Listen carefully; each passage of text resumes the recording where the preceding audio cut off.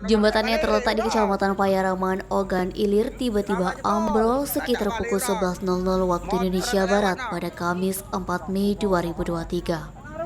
Akibat jembatan ambrol, lalu lintas dari Kelurahan Payaraman menuju Tebedak maupun sebaliknya tidak bisa dilalui. Masyarakat pun akhirnya terisolasi. Belum diketahui penyebab ambrolnya jembatan tersebut. Wakil Bupati Ogan Ilir Ardani mendengar kabar adanya jembatan ambrol di wilayah Ogan Ilir, langsung menuju lokasi jembatan ambrol antara Kelurahan Payaraman dan Desa Tebedak tersebut. Drama jebol, tacak balik orang. Motor tak lewat nah. Di Drama Kuning. Oh, Drama Kuning jebol. Putus no. Eti Sulit melaporkan. melaporkan. Jemput orang. Kalau